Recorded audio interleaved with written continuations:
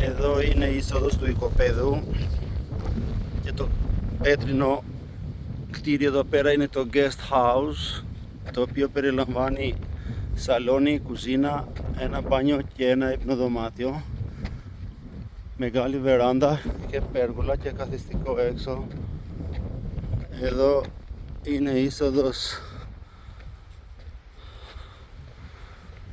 Στη συνέχεια βλέπουμε το χώρο του πάρκινγκ, το γκαράζ.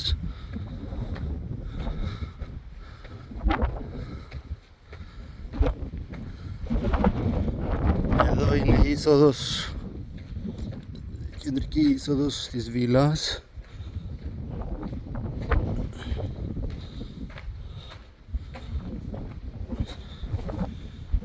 Δεξιά πάμε σε δύο υπνοδωμάτια με μπάνιο μέσα.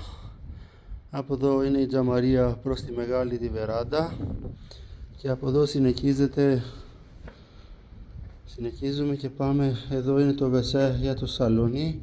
Εδώ είναι ένα μικρό δωμάτιο με μπάνιο μέσα. Εδώ είναι ο αποθηκευτικός χώρος και το laundry. Στη συνέχεια πηγαίνουμε, εδώ είναι η κουζίνα, εδώ θα γίνει το island, εδώ στη μέση είναι η τραπεζαρία και στη συνέχεια θα μπει ο καναπές.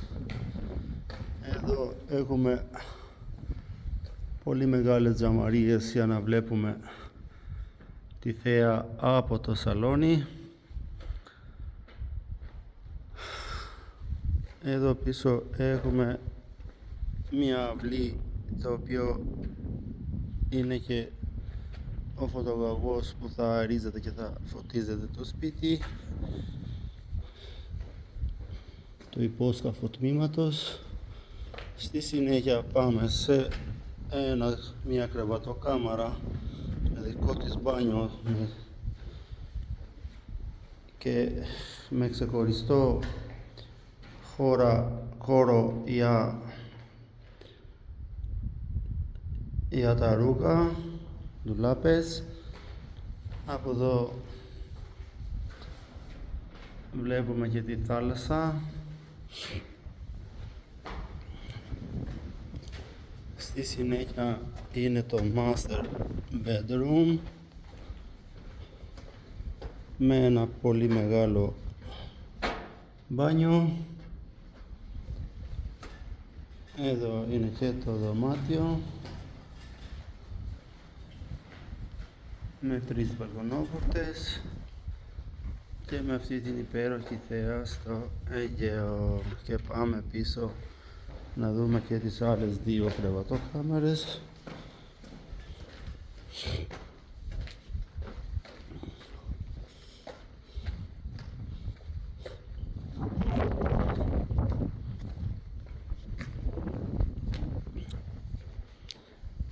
Αυτές οι σωλήνες εδώ πέρα είναι για το σύστημα θέρμανσης ψήξης με αντλία θερμότητας και με fan coil στο ταβάνι, κρυφούς. Εδώ είναι το μπάνιο και εδώ πέρα είναι η κρεβατοκάμαρα και αυτό επίσης με θέα την θάλασσα. Και πάμε και στην άλλη κρεβατοκάμαρα. Εδώ με δικό της μπάνιο τεράστιο και εδώ με θέα τη θάλασσα και στο Τριονήσι. Και στη συνέχεια πάμε να δούμε και το guest house πως είναι από μέσα. Εδώ είναι η πισίνα. Εδώ είναι ένα αλόνι, το οποίο θα βρεθεί σε ένα πολύ μεγάλο καθιστικό εξωτερικό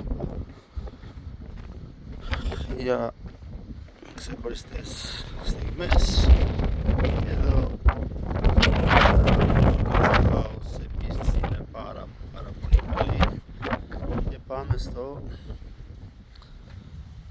κύριος χώρος, στο σαλόνι, στο living room. Εδώ είναι open κρεβατοκάμαρα. Εδώ είναι ο χώρος της κουζίνας και εδώ είναι το μπάνιο. Λοιπόν, κάπου εδώ τελειώνει η περιγραφή αυτής της βίλας, η οποία είναι υπό ανέγερση. Θα κατασκευαστεί και ο κήπος και όλη η εξωτερική χώρη barbecue και καθιστικά. Εδώ πέρα έχουμε μια βεράντα